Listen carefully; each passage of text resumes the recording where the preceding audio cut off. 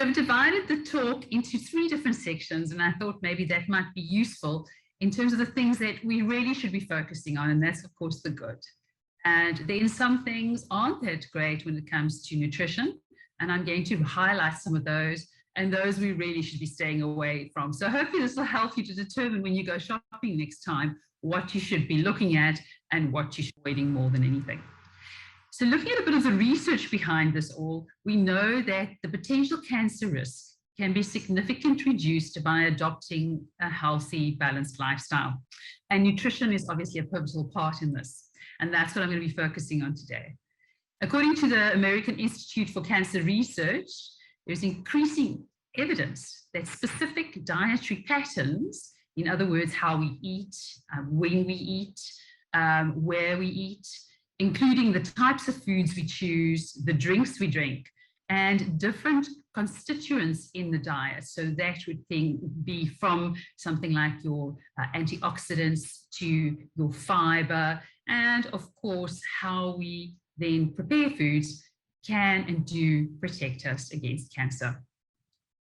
The evidence of many studies looking at the relationship between cancer risk and the intake of foods such as your fruits, your vegetables, your legumes and your whole grains, and I'll be touching on that in a little bit more detail, have indicated that eating a diet high in these foods seem to lower the risk of some cancers and other illnesses as well. And what I'd like to just point out now is when we actually go shopping, something to keep in mind is if you have a look at your fruit and vegetables, that's an area to frequent when you go shopping. And remember that most of your trolley should be filled with foods like that. And then we're going to focus a little bit more on the legumes and the whole grains as well. When we come to looking at what to eat, I'm going to try and simplify this and take you through each part of this plate. But this is what we would call a smart choice, where we look at our plate of food and we are able to make sure that it fulfills all our nutritional requirements, but also they are the better choices to make, smarter choices to make. Now, of course, we cannot look at food just as nutrients, but they all contain very important nutrients for our health. And if we look at the plate, we'll see that half the plate of here looks at vegetables, at salads, and at fruits. And I'm going to take you through this in a bit more detail. Then we look at the quarter of the plate here, and we refer to protein, which is a nutrient, but it really does incorporate different foods that are high in protein. So just to take you through some of those, we're looking at, of course, our lean meat, our fish, soya as an option, eggs, cheese, and cottage cheese, legumes in particular. That incorporates and includes our beans, our lentils, our chickpeas, our broad beans, and of course, our dairy products. Then if we look at the other quarter of our plate, this is a really good indication when you're sitting, what does your plate look like? And are these the type of ratios that you are going to be having at most meals? So in this quarter, where we're looking at our carbohydrates or starches, we want most of them to be whole grains. In other words, we don't want them to be processed. So we're looking at something like our rice. Our long grain white rice, by the way, is a good choice, but so is your brown rice. And if you really want to up your fiber intake, you can also incorporate more of your legumes, for example, into your rice, which is quite nice. You'll actually even purchase some where they've already added in the lentils. And you're looking at baby potatoes, your durum wheat pasta, sweet potatoes, your mealies or your corn on the cob. You're looking at your butternut, bran cereals. We're going to look at that in a bit more detail because of things like sugar, low GI mueslis, oats, low GI breads, rye breads, crackers, etc. And of course, we must never lose sight of our good fats and oils. I'm going to take you through some of these different groups and give you a little bit more information on each one to make your choices easier for the entire family. Let's start by looking at the half the plate. This is actually really nice because in South Africa, we do have quite marked seasons in most of our provinces. And so it allows us to look at seasonal fruits and vegetables. And that would be my recommendation, is to try and get as many seasonal fruit and vegetables into your diet. So by starting, you want to look at your vegetables. Vegetables, we're aiming for at least 3 servings of vegetables a day. So what is a serving, or what is a portion? It is 1 cup of raw vegetables or half a cup cooked. So in actual fact, if you just took your raw vegetables, you're looking at having 3 cups of raw vegetables a day. I would recommend sometimes just initially, when you get into the swing of things, to write this down to ensure that you're moving towards including more vegetables. Importantly, you can have them as fresh vegetables that you've chosen from the market or from the retail store. And you can, of course, also look at frozen vegetables. Many people would say, well, are frozen vegetables okay? Yes. The one thing is to remember is when they are frozen, they go through a process where they are cut up in certain sizes and they are blanched, so to help to retain some of the nutritional value. But of course, what's very, very important, we always have to look at what our cooking methods are. So we might get really fantastic, vegetables even from our gardens, which is and probably one of the best choices, but we need to make sure that we prepare it correctly. So when it comes to our vegetables, having raw, and when you have cooked, steaming, maybe a little bit of roasting, putting it into stews, etc., would be a great way to incorporate more vegetables in your diet. And then, of course, also adding it into soups is a nice, easy way to up your intake without being that aware of having up to 3 cups a day. Then we're looking at our fruit. Now, what I want to say about fruit is people sometimes go, they're a bit nervous because of the sugar content of fruit. Just remember, the moment you've got a fresh fruit, it's a whole fruit. When you've got your whole fruit, what's really nice about that, it contains lots of fiber. So the important thing when it comes to your fruit is to aim for at least 2 servings a day. And what I'm going to recommend, and this has been shown because we also need to remember that although fruit is good, if we have a lot of fruit at one time, it can boost our blood sugar levels, and that we don't really want. And so looking at your fist size, you want to have at least 1 fist of fruit at a time. That incorporates more or less 1 serving, and you can have at least 2 a day. Of course, remember, these are general guidelines that I'm giving in terms of health and also prevention. If you are going to be speaking to your healthcare provider and they recommend something specifically different for you, might incorporating more fruit or more vegetables, then please also take that into consideration. When it comes to dried fruit and fruit juice, remember these are concentrated. What they've done with the fruit juice is they've just removed all the fiber. So once you remove fiber, you are going to keep the juice, which has got high sugar contents usually, and does have vitamin C and different vitamins like your beta carotene in it. But remember that it's best to dilute your fruit juice. 100% fruit juice is the best option. So let's say half a cup of fruit juice a day if you want to incorporate that, and then dilute it, to a full cup. For most of us is appropriate. Then when you're looking at your dried fruit, just remember dried fruit, they've done the opposite. They've kept the fiber, they've kept the sugar, but they've squeezed out all the fluid. So it looks much smaller.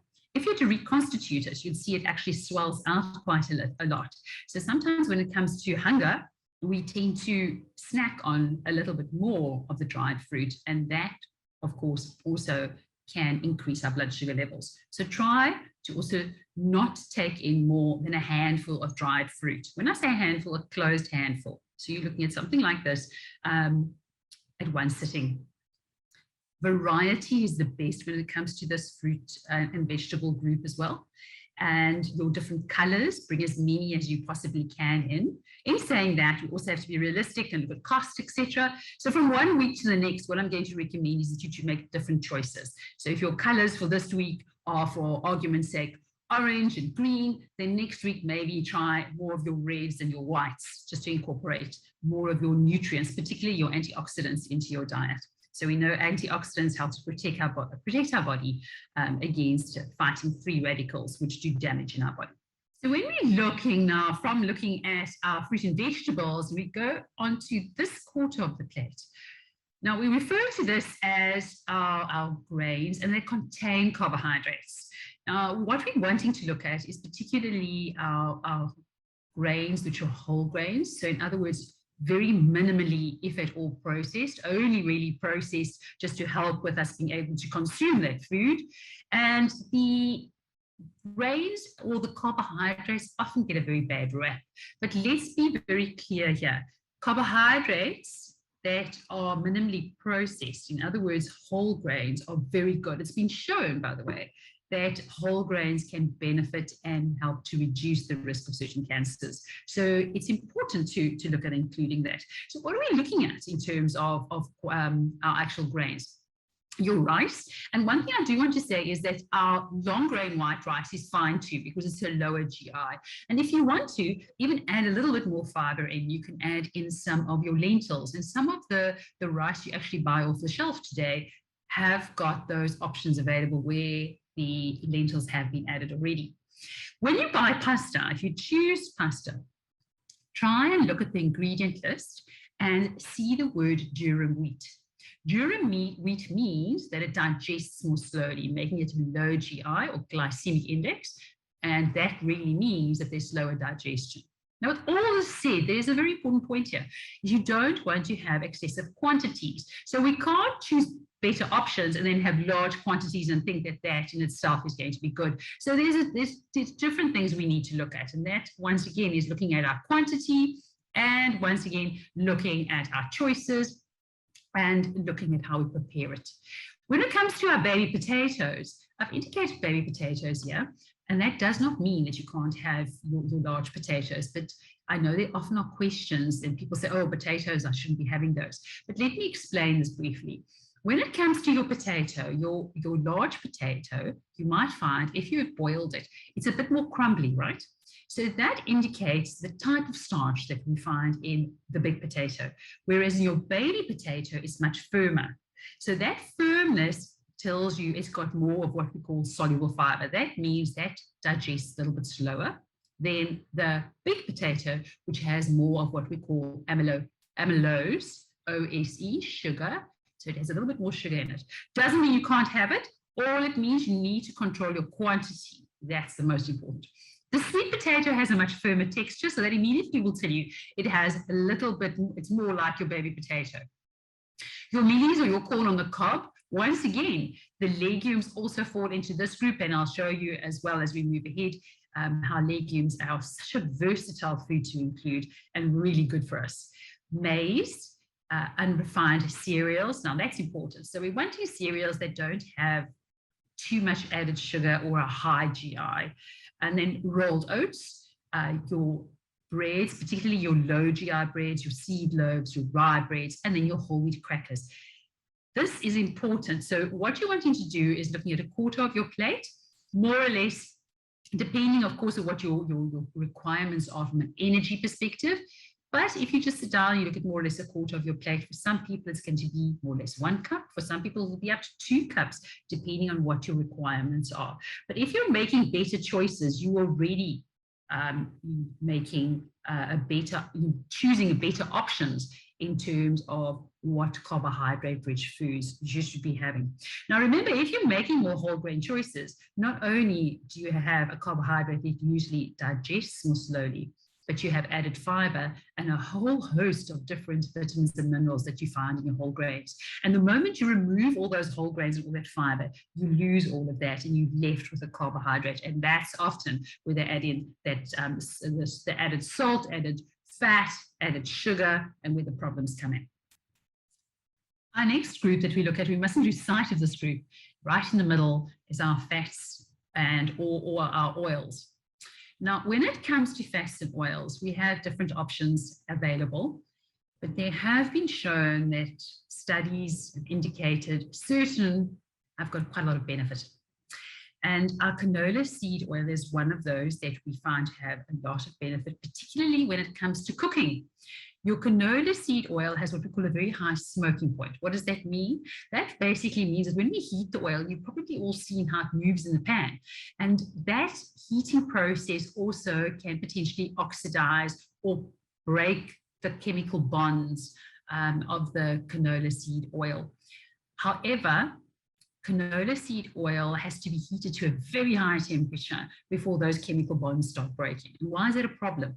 If the chemical bonds start breaking, it becomes exposed to the air, and then it causes that it actually gets takes more nitrogen into itself, and we then also with oxygen, it oxidizes, and that's not a healthy oil. So we want to use an oil that actually has a high smoking point, and this would be the reason for the canola seed oil, because of its high smoking point. Also remember, it contains a lot of omega-3. One thing I must, however, mention is we don't advocate or recommend, and this comes from research as well, taking your oil and deep fat frying. So it's really just a process like your stir frying, etc., that we recommend this type of cooking and using of oil. And when it comes to extra virgin olive oil, this is also a really good oil specifically to use in salads or cold in your food, and as extra what we call monounsaturated fats. So it's also really beneficial in terms of health. Our peanut butter, today we do have peanut butter that doesn't have any added sugar or salt, and those are the ones you want to look for in your retail stores. Avocado is a really good option with good fats in it, and then of course our nuts and our seeds. When it comes to nuts and seeds, keep in mind when you go shopping that your nuts in particular, you really want to err on those that are unsalted more than anything else. But incorporating some or other type of fat into every meal is very important, because we do need fat. Fat contains things that we call essential fatty acids. We can get nowhere else from fat, and that actually makes a big difference when it comes to health. Remember, fats also contain lots of energy. They're very condensed. And if you're wanting to enrich something because there's been weight loss, then these are the type of options that you want to look at that's going to give you more benefit in terms of weight gain, for example, but also from a nutritional perspective, there are healthier options. So don't lose sight of incorporating all of this into one meal. So let's just look at one or two examples. Let's, for argument's sake, say, over here, you might have your mince, or you might have something like your beans, and then you've incorporated into this something like your mince and your pasta, or you've got your beans and you might actually add in something like a salad over here, be it a potato salad, and then over here you might have your vegetables and all your salads. You can incorporate them also into a stew. If you did a stew, for example, just to give you an idea, here's your rice, here's your actual stew, and then you've got your vegetables and all your salads that you incorporate. And when you're looking at something into your salad, you might want to add in a bit of avocado, or if you actually have made mince and you've taken your onion and you have then used a little bit of oil, that can be where your oil for this specific meal has gone into incorporating it into this specific meal. Now, when we look at health, I've just incorporated a little bit more about fiber, because today we are seeing people following very different types of diets and lifestyles. Let's not lose sight of the importance of adequate amounts of fiber, particularly when it comes to reducing our risk for cancer. So this study already was published in 2015, so it's a little bit older, but I really want to just show that right through up until now, and I've got studies all the way to 2020, we see exactly the same thing occurring. So with this study, they did a really good one, and it's done by Stephen O'Keefe and his group of researchers. And what they did was they took certain foods, particularly high fiber options, out of the diet. And the people followed this diet then that was lower in fiber, etc., for a period. And then they swapped over and they looked what happened in their gut. And they found the moment they incorporated sufficient fiber, they improved what the bacteria in the gut looked like. And the bacteria in the gut, if they're healthy, good bacteria, they are fed by fiber. And if you feed your gut fiber, you incorporate or include and increase your good bacteria. And by increasing your good bacteria, you have a healthier gut. So we always talk about probiotics and prebiotics. Prebiotics is the fiber. We give a lot of fiber or prebiotics into the gut, And that then increases our probiotics, making our absorption of nutrients better and a much healthier gut as well. So it is really important, and we've already been able to see that from both sides, a really good study where they did 2 groups and they did a crossover. So it's a very well-designed study to see what the results are. Furthermore, we even see it, they did another study, and what we call this is a meta-analysis. So there's lots of research out there, but a meta-analysis means that they've taken really good, well-designed studies, lots of them, well, as many as they can find that they've seen are good, well-designed in this category of colorectal cancer patients and fiber. And then what they've done is they've looked at all the research, they've looked at all the results, they then superimposed the results onto what we call a forest plot. And very importantly, what have they come up with? So do we see that there's an improvement or not? And this is what's being said. And this study, in actual fact, is a 2019 study. And very exciting to say that fiber protects against colorectal cancer. So fiber sources from fruit, vegetable, legume, cereal, and grains. Intakes of carotenoids, that's like your vitamin A's, that comes from things like carrots, light green vegetables, yellow-orange vegetables, broccoli, corn, carrots, bananas, garlic, and legumes, including your soya, actually helps to reduce the risk. So in other words, the more you're incorporated, the lower your risks seem to be from this type of research. The data support a protective role of fiber from vegetables against colorectal cancer. A high intake of dietary fiber, in particular, your cereal fibers, so those are your whole grains like your oats, etc., was associated with a reduced risk of colorectal cancer. So can you see the really important part of adding in whole grains as well into your diet and not ignoring that? And when you say, well, all right, let's add in whole grains, what are we talking? Well, just so that we're all aware, when we talk about whole grains, they have shown that a minimum of 3 servings a day is recommended. So if you look at your plate once again, you will then remember that a quarter of the plate we look at whole grains. So at least 3 portions like that per day is what's recommended. Another really exciting study, and this one was from the Cancer Journal from last year, and it looked at fiber consumption and breast cancer incidence. Now, once again, it is a really good study because they looked at certain types of studies, and they did, so in other words, a systematic review, took all those together and did a meta-analysis of prospective studies. And what did they come out with? That foods high in fiber can help to reduce the risk of breast cancer. These results also indicated that dietary fiber intake may decrease the risk of both not only premenopausal, but also postmenopausal breast cancer patients.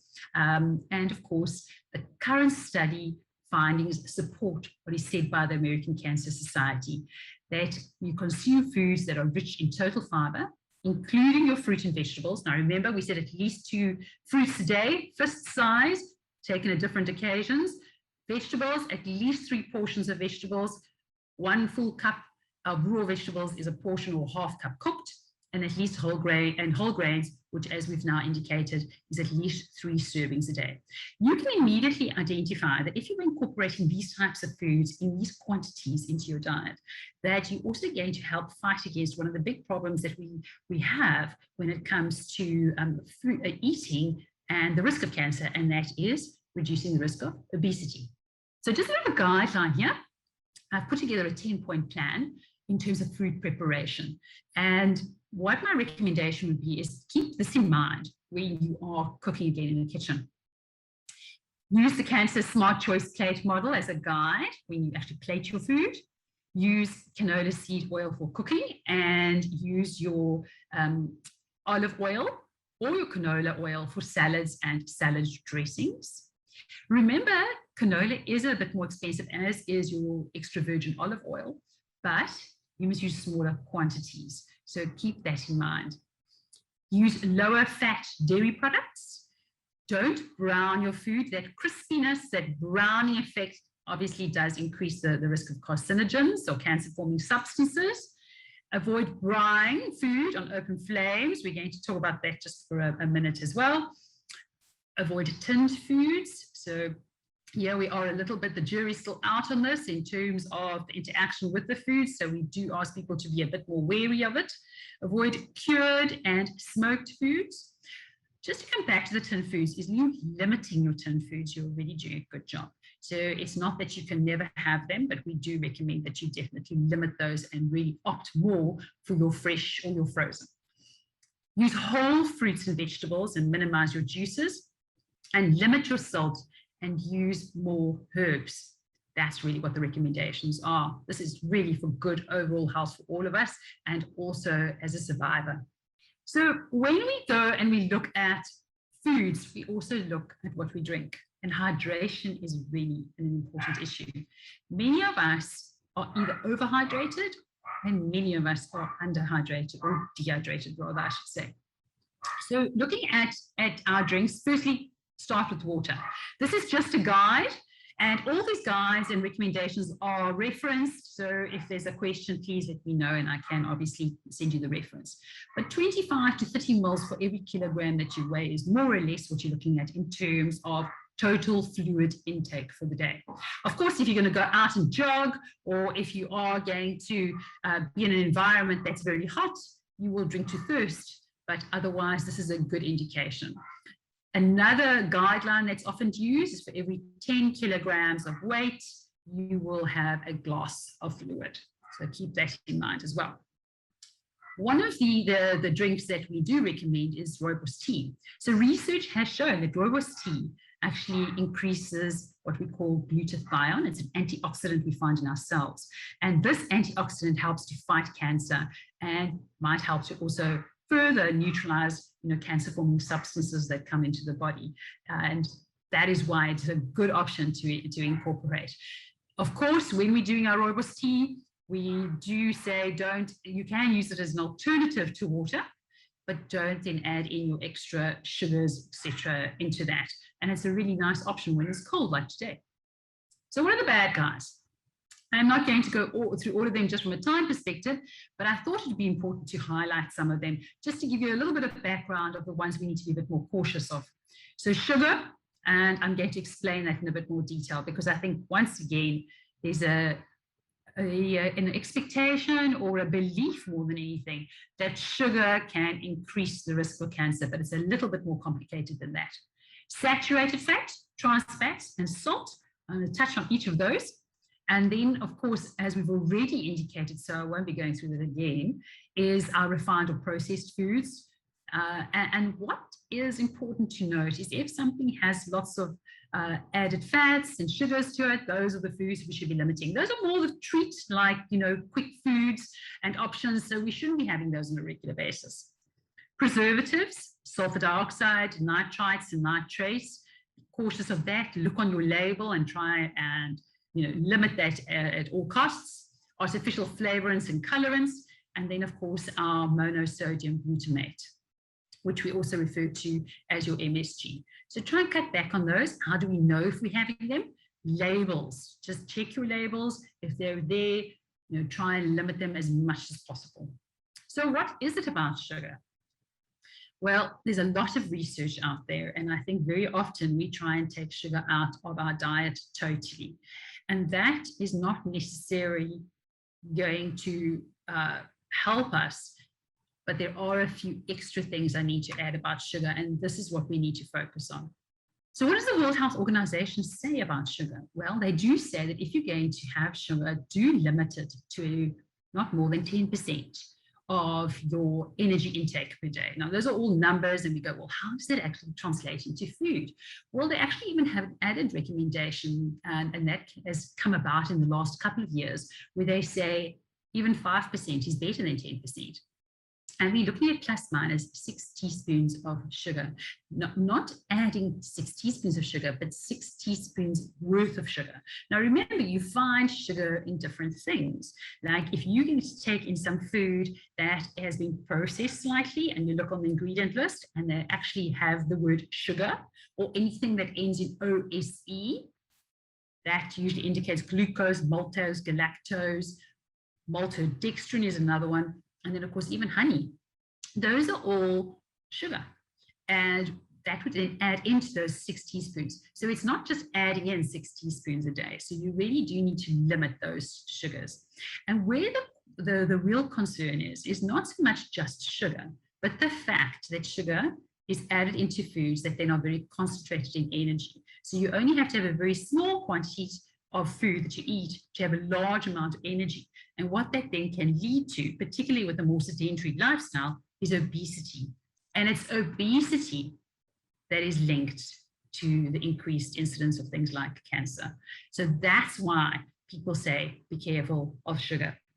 Now, added sugars are the ones that we have to be most careful of. When you find your sugars that you find in your fruits, your whole fruits, a little bit in your vegetables, minimal amounts, of course, and those types of foods are not really the problem. But when it comes to food production and processing, so we're looking at one of the options that are probably the worst, which is your sugar-sweetened beverages. Those ones we should are really the bad guys. Desserts and sweetened fruit products, candies, baked goods, cereal products, we will need to limit those. If we limit our intake, so when I say limit, we limit in terms of quantity and we limit in terms of frequency. So you don't, if you're having a small amount every single day, it's maybe not the most beneficial. If it's also being had instead of eating something that's beneficial. If it's been had as an extra and you are already eating a good balanced diet and you are active, then there's no specific issue with that.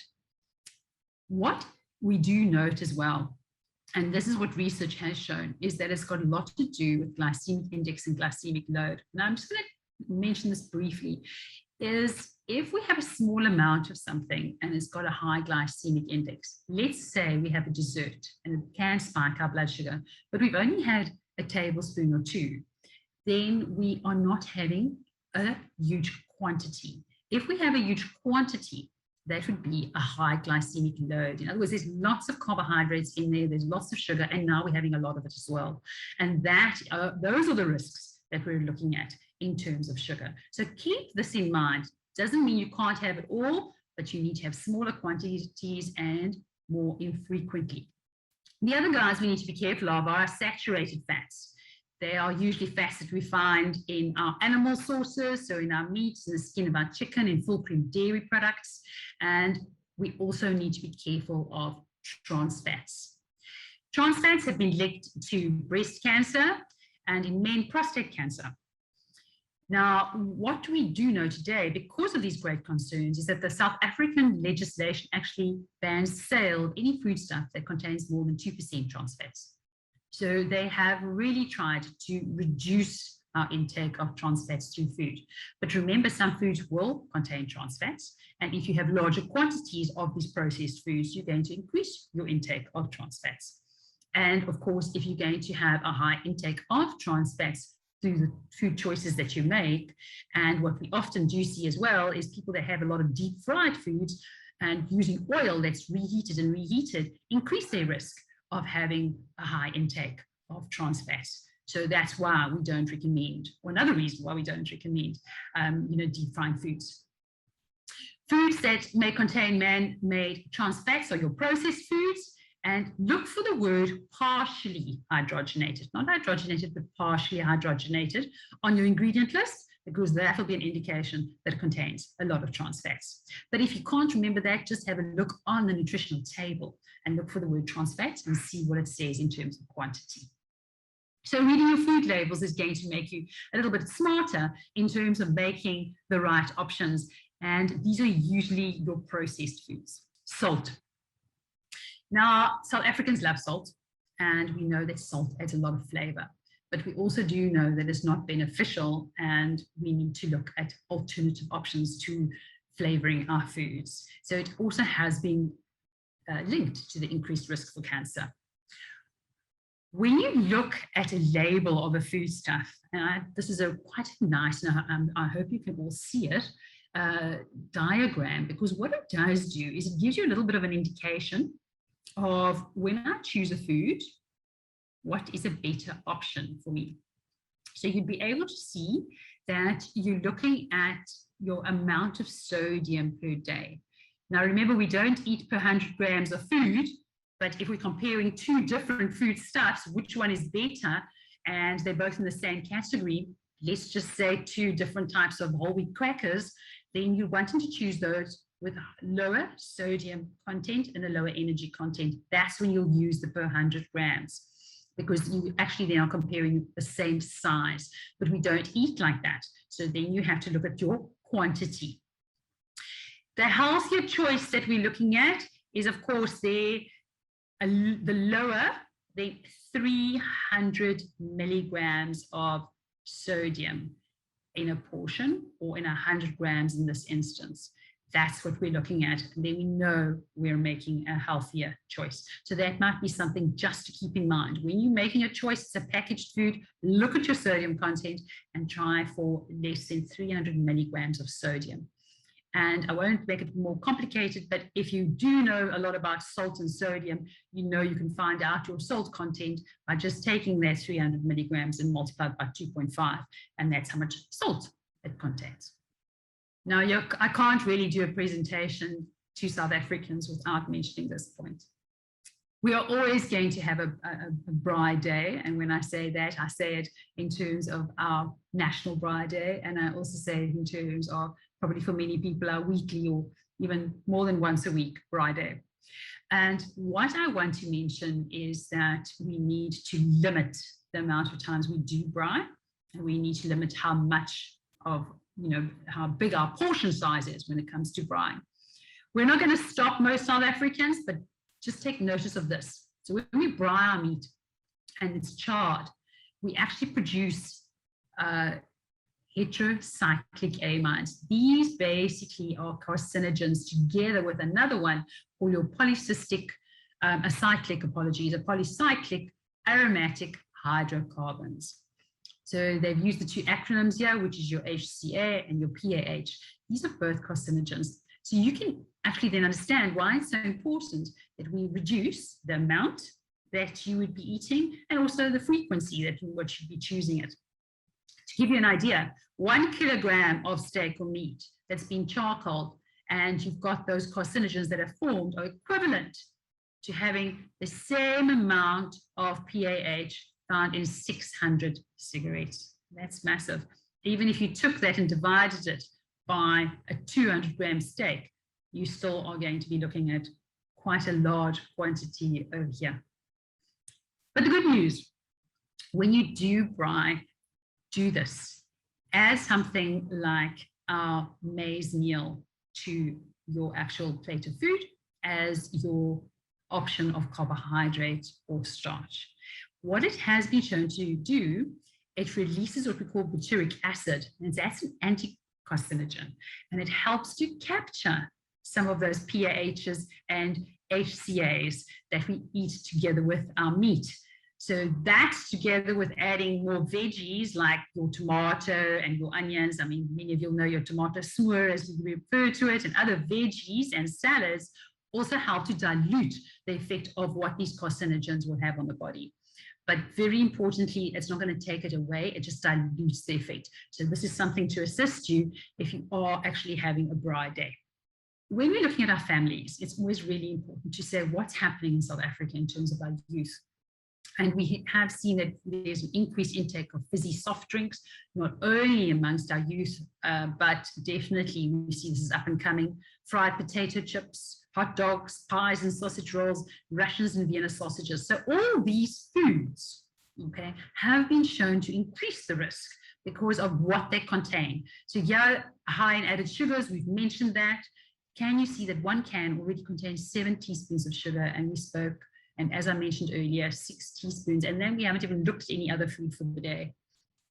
Fried potato chips, of course, deep frying in the same oil, trans fat formation occurs. It might be also acrylamide formation. Then we've got our hot dogs that are high in MSG, saturated fats, sodium, colorants very often as well, refined flour from the actual bread. Pies and sausage rolls, a similar type of picture, also very high in sodium, very often in saturated fats. And then, of course, our sausages. So these choices that often come into foods in the home need to be limited because of what they contain. And finally, looking at some of those ugly ones that we need to stay away from. And I think all of us sitting here today know about tobacco. Just to mention alcohol, when it comes to our BPA, I'll just make a mention of that. Pesticides, aflatoxins. So these are really important when it comes to our food choices, rinsing, our vegetables under cold water and making sure we scrub them if we're going to be utilizing them, because they might have pesticides that were sprayed on them is a good place to start.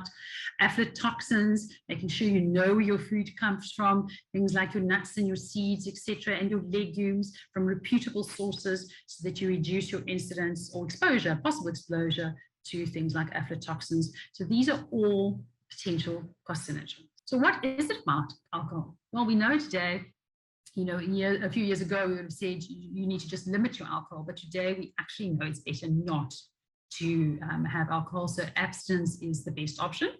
And cancer has been associated in different cancers. So cancer of the mouth, the throat, the esophagus, the liver, as well as the breast, the colon, and the rectum, have all been linked to increased risk for cancer. I've indicated here just one standard alcoholic drink, but at this point in time, the recommendation is abstinence is best choice. So just keep that in mind when you are looking at alcohol. BPA comes a long way. So we've been looking at BPA probably for the last 2 decades, but what we do know today is that we have an alternative. So BPA, or bisphenol A, was something that was used quite a lot in making plastics hard. So things like baby bottles that we find food in, plastic bottles, drinking water, etc., the bottles that the drinking water comes in. And today we know that it's not necessary. There are alternatives, and it doesn't have necessarily all these types of problems that go with it. And BPA has been shown to be a carcinogen, and this has been banned in baby bottles.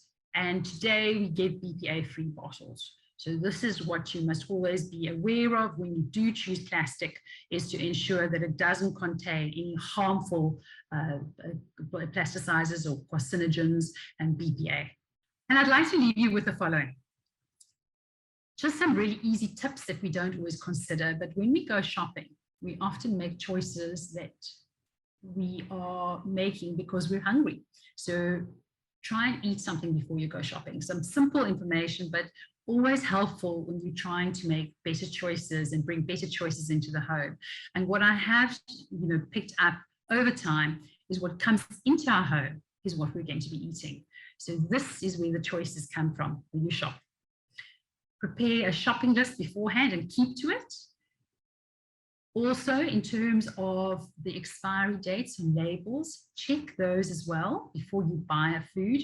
Remember, it is really important, if your immune system has been compromised in any way, to choose foods that are not beyond their sell-by dates, particularly, in actual fact, always, but just keep that in mind specifically for this instance.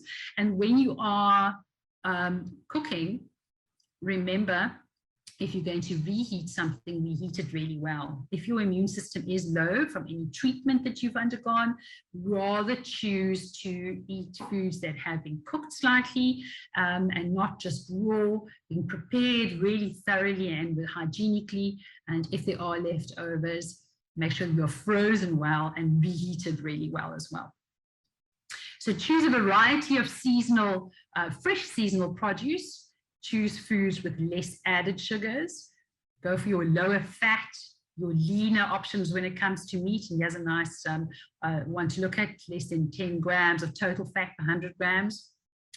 Unsaturated fats, so your mono and your polyunsaturated are better, and avoid your saturated and trans fats. Fiber. If you're having your fruit and your vegetables and having your whole grains, you're doing a great job with your fiber, so you can have a healthy gut. Your portion size, keep to your plate. You make it simple, but if you are choosing any type of packaged foods and you're not sure if they're really high in energy and you're worried about all the sugar and salt, and as well as maybe added fats, try and keep to less than 950 kilojoules per 100 grams and lower your intake of sodium. So that means if you want to make it simple, try and go for less packaged goods And if you are going to choose, make sure you choose the lower sodium options, and that's less than 120 milligrams per 100 grams is your really very low option. So choose that. I hope you also do get the opportunity to look at some of our foods that we have available. Go to the CANSA website and you will see that we have our CANSA Smart Choice seal of recognition foods. So these foods have been independently tested, and we've looked and we've got criteria that looks at cancer, that looks at helping to reduce the risk of cancer, and these foods are great options to incorporate. They're smarter choices to make, and I hope that you would get some type of assistance looking at those foods and adding them into your shopping list when you're making better choices. So at this point, I'd like to say thank you very much to everyone today, and I hope you enjoy the program further. Thank you and goodbye.